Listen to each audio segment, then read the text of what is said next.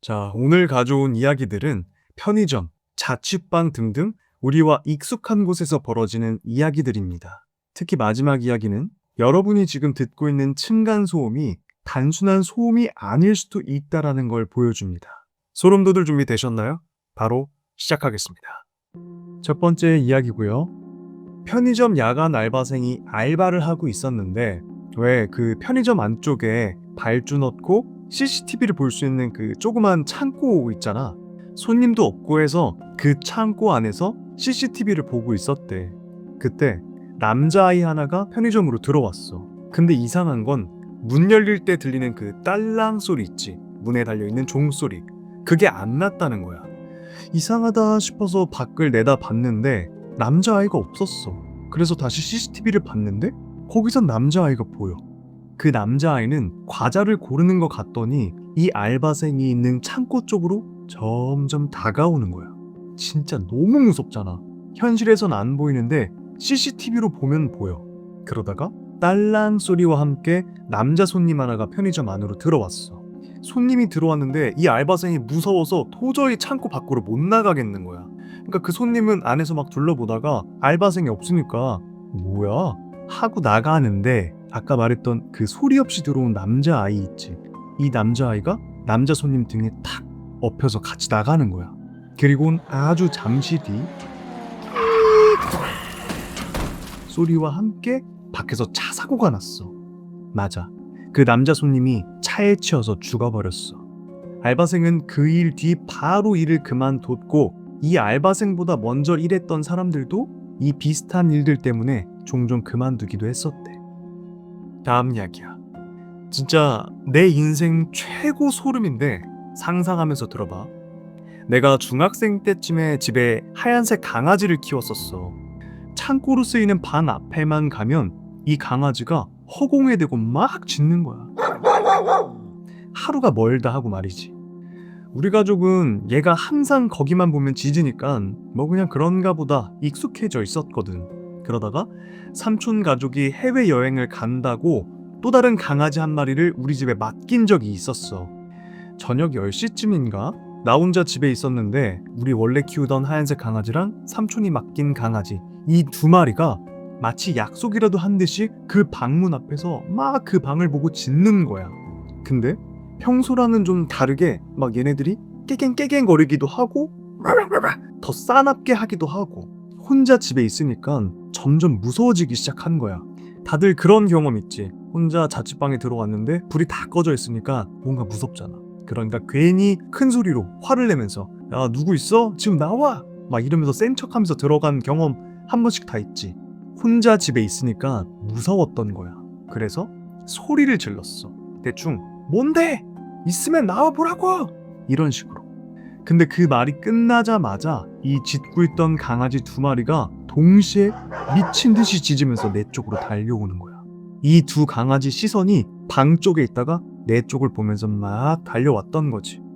그때 소리 지르면서 울부짖고 정말 뭔가가 그 방에서 내 쪽으로 온 건지 하고 너무 무서운 거야.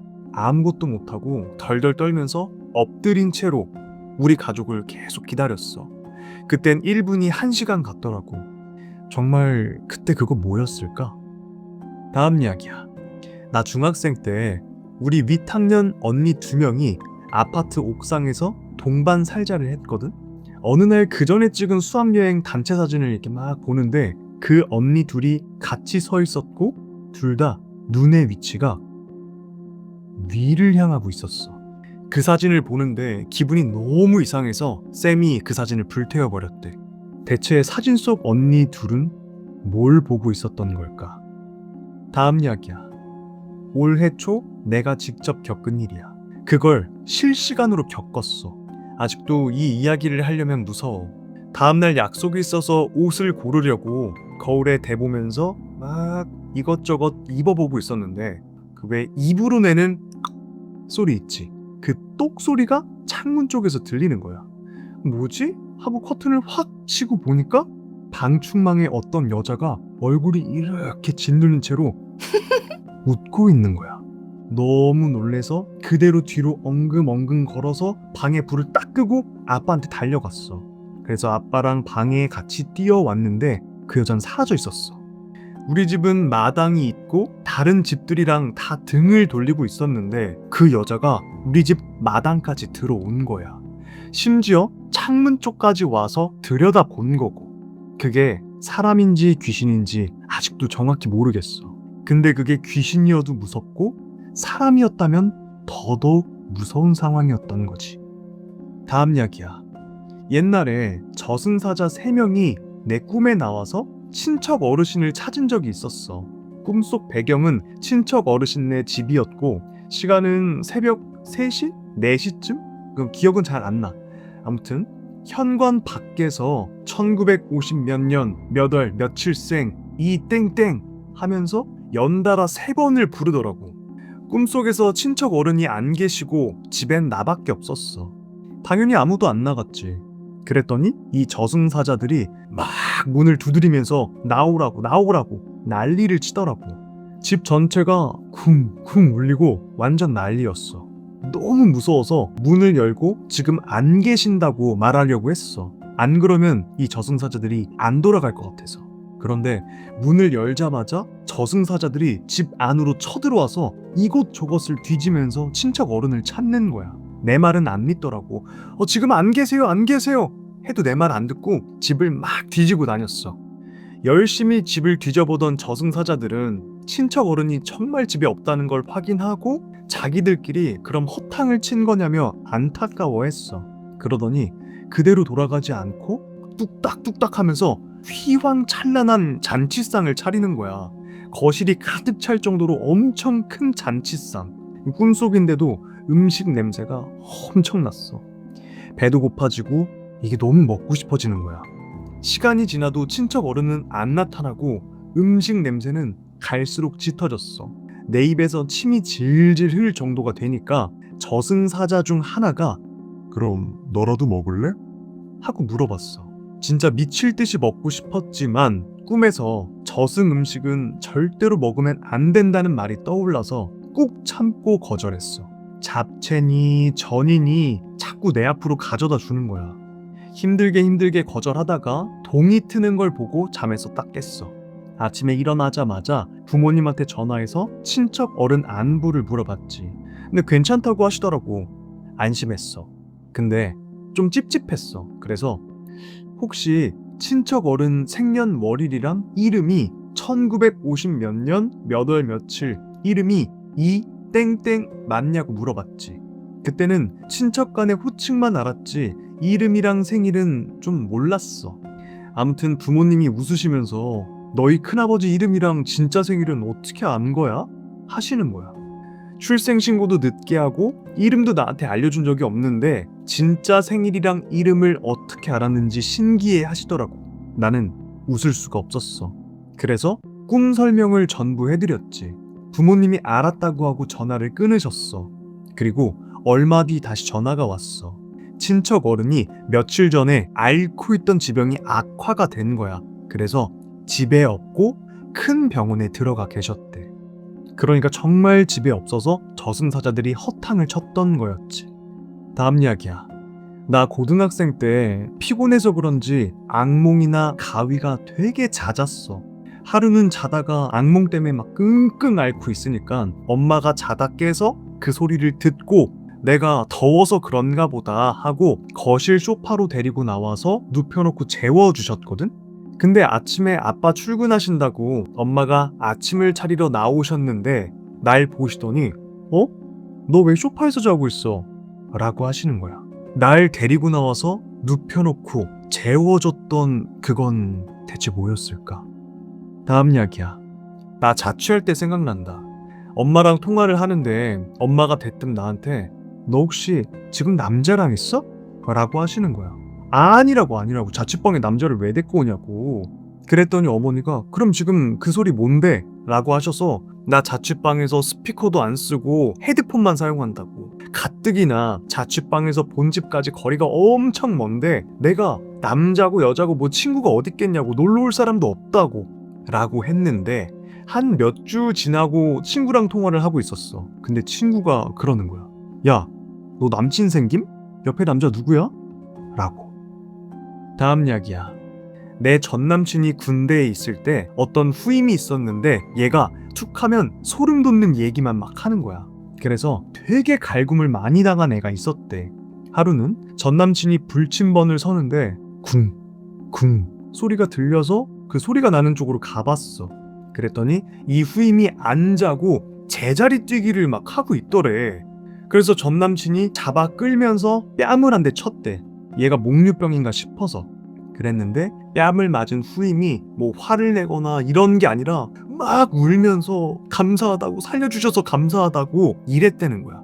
그래서 그게 뭔 개소리냐고 했더니 귀신이 자기 머리통을 이렇게 잡고 올렸다가 놓치고 다시 잡고 올렸다가 놓치고 그런 장난을 계속 치면서 얘를 갖고 놀고 있었다는 거야. 그게 멀리서 봤을 땐 제자리 뛰기를 하고 있는 것처럼 보였던 거지. 군인이라 머리가 짧았을 테니까 머리채가 안 잡혀서 그랬던 걸까? 다음 이야기야. 친구 이야기인데 친구네 집에 귀신이 좀 많았어. 내가 기독교라 그런 거 전혀 안 믿었었는데 그 친구네 집 가서 귀신을 많이 느낀 이후로 완전 믿게 됐지. 제일 간단한 거 하나 말하자면 좀 어렸을 때인데 그때 핸드폰이 동영상을 찍을 수 있는 기능이 생긴 지 얼마 안 됐을 때야. 친구가 핸드폰을 사고 이제 신기하니까 이것저것 동영상을 찍고 그랬었단 말이야. 친구가 어느 날 새벽에 TV를 보면서 핸드폰으로 동영상을 찍었어. 그리고 다 찍고 나서 아무 생각 없이 찍은 영상을 확인했거든? 동영상을 찍을 때 핸드폰 화면을 안 보고 TV를 보고 있느라 화면 초점이 TV가 아니라 TV랑 바로 옆 에어컨이었단 말이야. 근데 그 TV랑 에어컨 사이 진짜 좁은 틈이 있었는데 거기에 하얀 사람의 형체가 자기 다리를 끌어안은 자세로 이렇게 쪼그리고 앉아 있는 거야. 친구는 아무것도 모르고 TV 보면서 노래도 흥얼거리고 말도 하고 그랬는데 그 사람의 형체는 미동도 없이 이 동영상이 끝날 때까지 그냥 그 자리에 그렇게 계속 쭉 앉아 있었어. 거짓말 아니고 나도 그 동영상을 실제로 봤어. 거기에 창문도 없어서 빛 같은 게 들어올 만한 곳도 아니고 TV의 불빛은 더더욱 아니었어. 새벽이라 집안불도 다 거의 꺼져 있었고 TV 화면 그 불빛만 있었는데 그 틈새에 그 형체가 하얗게 빛을 내면서 계속 그 자리에 그렇게 앉아 있었어. 그거 보고 기분이 너무 나빠서 그 제발 지우라고 사정사정해서 지웠어. 지금 생각해도 기분이 너무 나빠. 귀신들은 좁은 틈 사이를 좋아한다고 하는데 그거 정말 귀신이었을까? 다음 이야기야. 친척 중에 음향 편집이랑 오디오 담당하시는 분이 있어. 예전에 들려준 이야기인데 친척이 일하던 편집실은 밤이 되면 그렇게 어둡고 막 칙칙하대. 그래서 그런진 몰라도 그곳에서 귀신을 본 사람들이 많았대. 친척은 거기서 귀신을 처음 본 게 99년도였는데 음향 편집을 해야 되는데 이틀 간격으로 자꾸만 필름들이랑 오디오 파일이 사라지는 거야. 그래서 선배한테 엄청 까이고 이 빵꾸난 걸 메꾸려고 새벽까지 일하고 있었어. 편집실은 복도가 꽤 길고 맨 끝방에 필름을 보관해두는 창고가 있었대. 원래 거기는 관계자가 아니면 못 들어가는 곳인데 새벽에 자꾸 창고 쪽에서 끽끽 거리는 소리가 나니까 편집을 하다가 잠시 나가서 창고 문을 살짝 열어봤는데 머리를 산발을 한 여자가 바닥에 배를 깔고 엎드린 자세로 기괴한 소리를 내면서 테이프에 감긴 필름을 띠깍 하면서 막 뽑아서 파내고 있었대. 더 무서운 건 필름을 뽑는 속도가 진짜 사람의 속도가 아니었다는 거야. 그리고 배를 깔고 엎드려 있었다고 했잖아. 그게 그냥 엎드린 게 아니라 하반신이 없었대. 그래서 엎어져 있었던 거야. 다음날 선배한테 그 이야기를 했더니 가만히 듣고 있던 선배가 그러더래. 아마 자기가 찍힌 필름을 찾고 있나 보네 라고. 방송국이나 학교에 귀신들이 정말 많대. 부정 탄다고 다들 쉬쉬해서 그렇지 정말 많대. 다음 이야기야. 어떤 사람이 신내림 받는 걸 피하다가 결국 받게 되었고 무당집을 딱 차렸는데 어느 날 어떤 아줌마가 와서 점을 봐달라고 하길래 봐주고 있었대. 그렇게 점을 보고 있었는데 옆에서 귀신이 막 얘기를 해주는 거지. 무당한테 귀신이 시킨 대로 말을 해줬대. 크게 아플 거고 남편이 바람나서 딴 여자랑 놀아날 거다 라고. 근데 그 손님이 가고 나서 무당이 너무 궁금한 거야. 아까 옆에서 속삭였던 귀신한테 어떻게 그렇게 잘 아냐고 물어봤더니 그 귀신이 그러더래.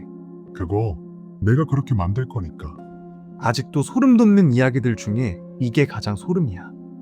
다음 이야기야. 우리 할머니는 손가락이 하나 없으셔. 삼촌을 임신하셨을 때 경운기 모터에 손가락이 끼어서 그대로 잘리셨지. 그 해 유독 안 좋은 일이 많이 생기고 주위에 죽거나 아픈 사람이 많았다고 해. 그래서 할머니의 어머니지, 증조 할머니가 용한 무당집이 있다고 할머니를 무당집에 데려가셨지. 그때가 거의 만삭이셨어.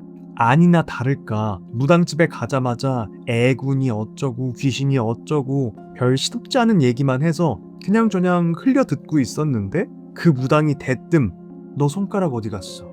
이러더니 눈깔이 막 뒤집히면서 아이고 그거를 왜 거기다 갖다 붙이십니까? 이딴 헛소리를 하길래 증조 할머니가 놀래셔서 무당한테 그게 지금 무슨 말이냐고 물었대. 그랬더니 무당이 전년 손가락 뱃속에 들어갔어 라고 하더래. 그리고 한 달도 안 돼서 삼촌이 태어나셨는데 혹시 다지증이라고 들어봤어? 삼촌 발가락은 6개야. 다음 이야기야. 고민 게시판에 자취 소름 관련된 글이 올라와서 읽고 있다가 문득 예전에 있었던 일이 떠올라서 어디엔가는 남겨놓아야겠다 싶어서 글을 쓰고 있어. 몇 년 전에 혼자 자취하고 살 때였어. 내가 원래 성격이 엄청 예민한 편이기도 하고 특히 소음과 빛 그리고 온도에 극히 민감해서 주변이 조금만 시끄럽거나 덥거나 좀 습하면 잠을 쉽게 설치는 그런 성격이야. 게다가 당시에 3교대 근무 때문에 이거 적응하느라 몸이 지칠 대로 지친 상태였는데 스트레스 때문에 잠이 안 와서 미쳐버릴 것 같은 거야. 그때 개인적으로도 좀 안 좋은 일들이 많았거든. 문제는 옆집에서 들리는 세탁기 소음이었어. 옆집에서 매일 밤 11시만 되면 세탁기를 돌리는 거야. 막 쿵쿵쿵쿵. 이거 안 겪어본 사람들은 모르는데 세탁기 소음 있잖아. 일정하지가 않아. 조금 적응될 것 같으면 다른 모드로 바뀌어서 소음 패턴이 바뀌고 그렇거든. 그래서 잠이 들려고 하면 깨버리고 들려고 하면 탈수 소리 때문에 깨고 그걸 반복했어. 안 그래도 스트레스 때문에 잠이 안 와서 사람 돌겠는데 말이지. 처음에는 참아 넘기려고 했었어. 내가 좀 소심한 편이기도 하고 나도 교대 근무 끝나고 들어와서 밀린 빨래를 돌리고 싶다는 생각을 할 때도 많고 했었으니까 옆집도 그런 거라고 생각을 했어. 근데 사람이라는 게 화가 나는 포인트가 다르다고 느낀 게 분명히 옆집에서 오후 7시쯤 들어오는 소리가 났어. 그럼 그때 옷 벗으면서 세탁기 돌리면 되잖아. 근데 맨날 TV 소리가 들리다가 꼭 11시, 12시에 빨래를 돌리는 거야. 게다가 매일 돌려. 나는 보통 모아서 돌리는데 옆집은 입은 옷은 그때그때 세탁을 하나 봐. 아니면 유니폼이라서 빨아야 돼서 그런진 몰라도. 아무튼 그럼 나는 빨래가 다 끝나는 12시 반에서 1시까지는 계속 잠을 설치는 거야. 피곤해 죽겠고 다음날 7시에 출근하려면 6시까지는 적어도 일어나야 되는데 그럼 잠을 5시간밖에 못 자. 이게 며칠 동안 계속 지속되니까 미쳐버릴 것 같더라고. 그래서 참다가 그 집 문에다 쪽지를 붙였어. 내가 이런 사정이 있는데 빨래 좀 빨리 해주면 안 되겠냐. 하다못해 10시 정도에 돌려주면 안 되겠냐. 이렇게 쪽지를 붙이니까 그 다음 며칠간은 세탁을 안 하더라고. 그때는 정말 행복했어. 9시쯤 잠들어서 새벽까지 쭉 잤으니까. 그리고 그 다음부터는 9시쯤 세탁기를 돌리더라고. 그것만으로도 감사했지. 대충 세탁이 끝나면 내가 6시간은 잠들 수 있었거든. 그렇게 몇 달간은 평온하게 잘 넘어갔고 내 스트레스도 점점 정상으로 돌아오고 있었어. 근데 어느 날 자고 있는데 시끄러운 소리가 들려서 깬 거야. 시간을 보니까 새벽 1시쯤 됐는데 짜증이 팍 나더라고. 이게 뭔 소린가 싶어서 정신을 차려 보니 옆집에서 말다툼하는 소리가 들리더라고. 나는 옆집에 맞닿은 벽에 귀를 갖다 대고 훔쳐들었어. 정확한 내용은 막 웅얼웅얼거려서 하나도 안 들리는데 남자랑 여자랑 말다툼을 하고 뭘 집어 던지고 깨지고 막 비명소리 들리고 대충 그랬어. 나는 옆집에 남자가 같이 사는지도 몰랐는데 말이지. 그러다가 누가 112에 신고를 했는지 경찰이 출동했더라고. 나는 잠자는 것도 잊고 계속 창문이랑 문에 붙은 작은 구멍으로 밖을 쳐다보면서 그 상황을 살폈어. 잘 보이진 않는데 경찰이랑 옆집 남자가 한참을 실랑이를 하더라고. 남자가 경찰한테 너네가 뭔 상관이냐고 소리 지르고 여자는 계속 울고 있고. 그러다 경찰이 좀 단호하게 여자한테 말하더라고. 지금 이분 임의동행 하시길 원하시나요? 그렇다고 하시면 바로 임의동행 하겠습니다. 그러자 여자가 막 울면서 네 그렇게 해주세요. 제발 그렇게 해주세요. 이렇게 말하니까 경찰 2명이 남자 팔을 좌우로 탁 잡아 끌고 경찰차에 태워서 갔어. 여자는 울면서 있다가 말없이 듣고 있는 나 같은 사람들을 향해서 한 말인지는 몰라도 밤늦게 죄송합니다 이렇게 나지막히 말하곤 자기 집으로 들어갔어. 그리고 한 일주일쯤 됐나? 갑자기 새벽 1시에 세탁기 돌아가는 소리가 들리는 거야. 아, 또 시작이네. 이런 생각이 들었는데 그때 막 잠이 애매하게 든 참이어서 억지로 막 자다 깨다 했던 것 같아. 그 다음날도 새벽 1시에 세탁기가 돌아가. 이게 잠을 못 드는 게 아니라 일단 잠들었다가 깨고 나서 화가 난 상태로 다시 자야 되니까 스트레스 때문에 잠 안 오는 거 있지. 그렇게 꼬박 나를 세우다가 해 뜨기 전에 1시간가량 자고 거의 하루에 3시간만 잤던 것 같아. 나는 일주일 전에 본 것도 있었고 좀 참아보려고 했는데 그 다음날도 계속 세탁기를 돌리니까 눈이 돌아가더라. 소심한 내가 도대체 무슨 정신으로 그랬는진 모르겠는데 화가 머리 끝까지 나서 그때가 새벽 2시쯤이었나? 문을 열고 나가서 옆집 문을 쾅쾅 두드렸어. 저기요, 좀 나와보세요. 쾅쾅. 저기요. 지금 생각해도 대체 뭔 정신이었는진 모르겠어. 근데 그땐 정말 이성의 끈을 놔버렸다고 말하는 게 맞을 것 같아. 내가 문을 계속 쾅쾅 두드리면서 이 시간에 세탁기를 돌리면 어쩌고 저쩌고 막 했던 것 같아. 사람이 화가 나니까 내가 무슨 말을 했는지도 모르겠는 거야. 아무튼 그러니까 집안에서 들리던 인기척이 갑자기 조용해지는 거야. 세탁기도 멈추고. 아, 그때 그냥 집에 들어갔어야 됐는데. 내가 무슨 생각으로 그랬는진 몰라도 문을 마구 두들기면서 저기요 쿵쿵쿵 좀 나와 보시라고요 쿵쿵쿵 하고 소리쳤어. 그러자 문 안에서 자물쇠인지 막 떠걱떠걱 해체되는 소리가 들렸고 문이 열리면서 사람이 머리만 빼꼼 내밀더라고. 그 외 음식 배달 왔을 때 얼굴이랑 손만 빼꼼 나오는 그런 것처럼. 근데 옆집 여자가 아니라 며칠 전에 경찰이 잡아갔던 그 남자인 거야. 목소리는 젊어 보였는데 가까이서 보니까 한 50대 정도 되어 보였어. 그 아저씨가 왜요? 라고 하는데 좀 당황하긴 했어. 옆집 여자가 나올 줄 알았는데 남자가 나왔으니까. 근데 열받으면 피가 거꾸로 돌고 부들부들 떨리고 하는 그 기분 있지. 그 힘을 빌어서 막 설명을 쏟아낸 거야 내가. 이 시간에 세탁기를 뭐 어쩌고 저쩌고. 근데 그걸 듣고 있는 아저씨가 당황한 기색도 없이 굉장히 차가운 표정으로 나를 쳐다보면서 그래서 어쩌라고 라고 하는 거야. 그때 뭔가 내 안에서 소름이 쫙 끼쳤어. 그렇게 아무 말도 없이 그냥 거기에 서 있으니까 이 남자가 날 한참 노려보다가 안 할 테니까 들어가쇼 라고 말했어. 나는 뭔가 무서워지기 시작해서 밤늦게 죄송했다고 말하고 방에 들어왔는데 뭔가 되게 찜찜한 거야. 설명하기 힘든데 엄청 찝찝한 느낌이었어.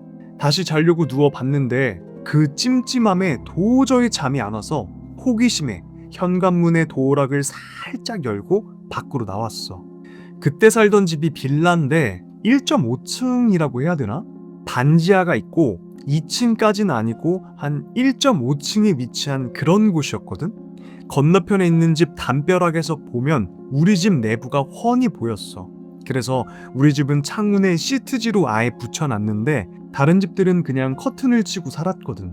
난 조심스레 항상 대문이 열려있는 길 건너 집으로 가서 계단을 올라 옆집이 대체 뭘 하고 있나 훔쳐보려고 했어. 옆집은 안에 불이 켜져 있는데 커튼이 쳐져 있어서 하나도 안 보이는 거야. 실망하고 집에 들어가려고 하는데 내가 살던 건물이 좀 많이 오래된 건물이라 화장실 환풍구가 건물 벽을 통해서 집 밖으로 바로 연결된 그런 구조였거든. 예전엔 거기를 통해서 쥐가 우리 집 화장실에 들어온 적도 있었어. 그래서 우리 집은 그 환풍구를 아예 막아놨는데 옆집은 그렇지 않았어.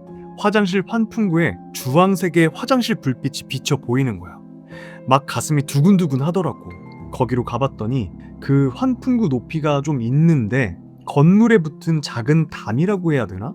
반지하 집 안이 밖에서 안 보이게 막아주는 그런 작은 담 같은 게 있었는데 거기에 딱 올라서면 간신히 그게 보이겠더라고. 그래서 슬리퍼를 신은 상태로 담벼락에 올라서서 옆집 환풍구 안을 들여다봤어.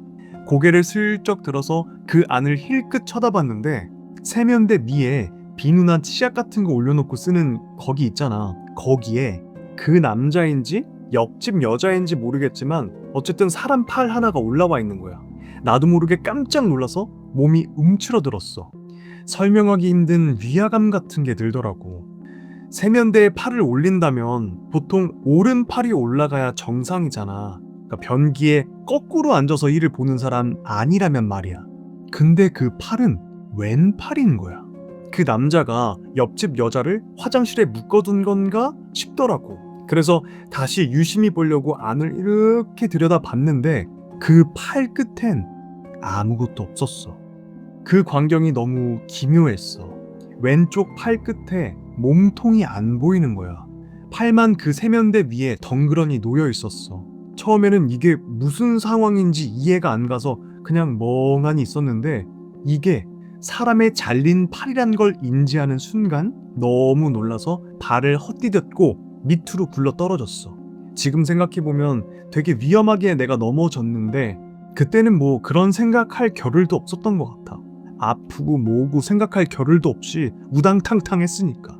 그러자 옆집 안에서 쓰댕 다라이? 세숫대야? 같은 게 와장창 하는 소리가 들리는 거야. 나는 너무 놀래서 슬리퍼 한쪽이 벗겨졌는데 그냥 그대로 미친 듯이 막 도망을 쳤어. 뒤도 못 돌아보고 미친 듯이 뛰었어. 정신없이 뛰어서 눈앞에 보이는 건물 3층인가 4층까지 올라가서 계단에 숨어 있었어. 너무 무서우니까 몸이 부들부들 떨리더라고. 오직 인기척에 모든 신경을 집중하고 있었는데 시간이 아무리 지나도 아무 소리가 안 들리더라고. 그래서 신고를 해야겠다는 생각이 들었는데 핸드폰을 안 들고 나온 거야. 덜덜 떨면서 집 쪽으로 조심스럽게 이동했어. 건물 안쪽에서 그 남자가 기다리고 있을 것 같아서 너무 무서웠어. 건물 안으로 들어가니까 센서 등이 픽 자동으로 켜지더라. 그것조차 무서웠어. 도망치고 싶었어. 최대 문제는 도어락이었어. 들어갈 때 비밀번호를 뚜뚜뚜 누르는 소리가 나잖아. 그거 듣고 그 남자가 옆집에서 튀어나올까봐 너무 무서운 거야. 그래서 입고 있던 후드티를 벗어서 소리가 안 나게 도어락을 감싸고 조심스럽게 버튼을 눌렀어. 집 안으로 들어오자마자 핸드폰이랑 지갑을 들고 바로 튀어나왔지. 집 근처 한 300m 떨어진 곳에 파출소가 있다는 걸 떠올렸고 미친 듯이 뛰었어. 파출소에 도착해서 들어가려고 하는데 문이 안 열리는 거야. 보니까 순찰 중이라는 팻말이 붙어 있더라고. 일단 112에 전화를 해야겠다 싶었어. 112에 전화를 하고 신고를 하려고 하는데 대뜸 옆집 화장실을 훔쳐보는데 잘린 팔 한쪽이 있었어요 라고 하면 좀 이상하잖아. 그래서 대충 옆집에서 사람이 싸우고 비명 지르는 소리가 들렸는데 좀 이상하다, 확인 좀 해주셔야 될 것 같다고 하고 주소를 말했어. 그리고 부모님한테 전화해서 이 일을 말씀드렸더니 당장 택시 타고 집으로 오라고 하시더라고. 본집으로. 택시를 타고 본집으로 가니까 부모님은 미리 나와 계셨고 막 눈물이 쏟아지더라고. 그리고 다음날 아침에 출근을 못할 것 같다고 회사에 말하고 나서 집에서 쉬는데 그제서야 조금 안도감이 생기는 거야. 그러다가 회사에서 썸을 타고 있던 대리님한테 전화가 왔어. 괜찮냐고, 궁금해서 전화했다고. 그래서 내가 무슨 일이냐고 물어보니까 내가 살던 곳 근처에서 시신이 발견됐대. 난 그 얘기를 듣는데 온몸에 소름이 쫙 돋았어. 난 직감했지. 옆집의 그 남자다. 그리고 뉴스에도 나온다고 하길래 전화를 끊고 검색을 해보니까 진짜인 거야.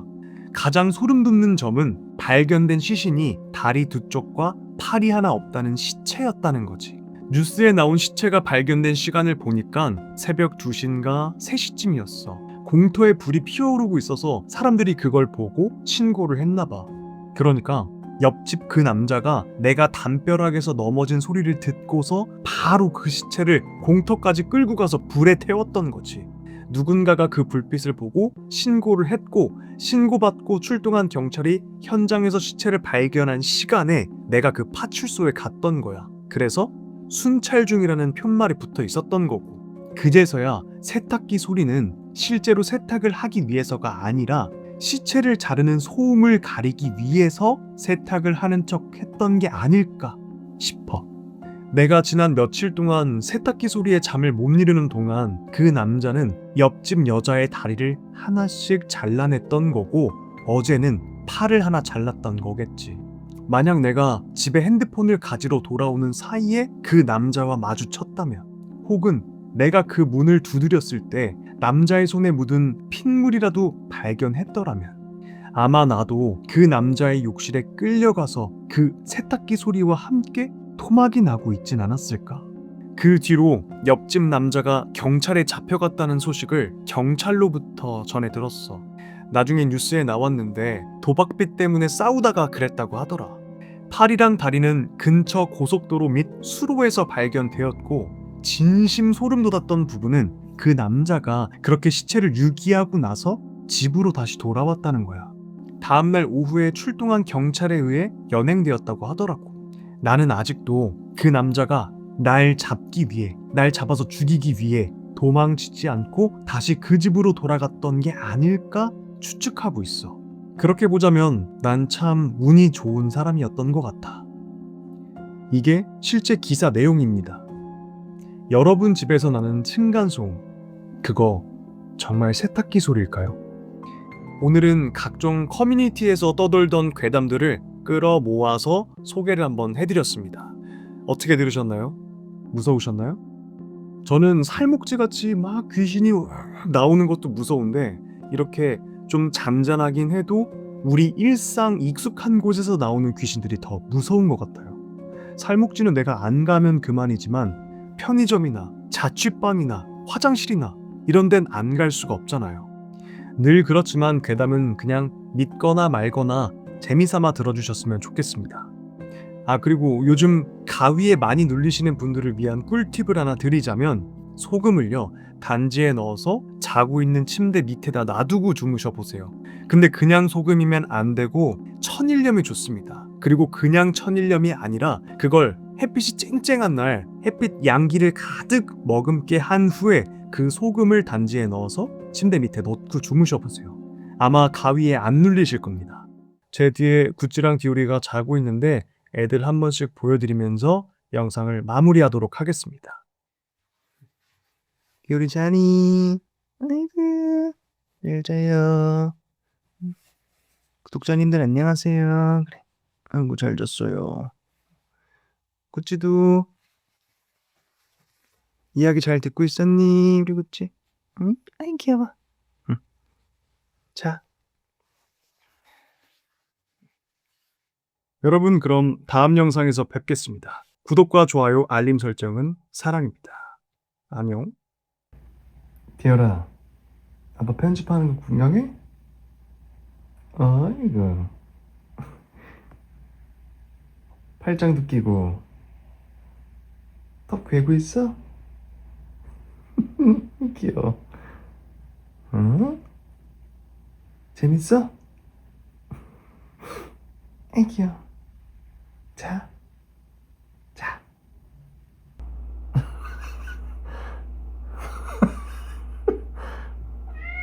구찌 포즈 뭐야? 귀여워.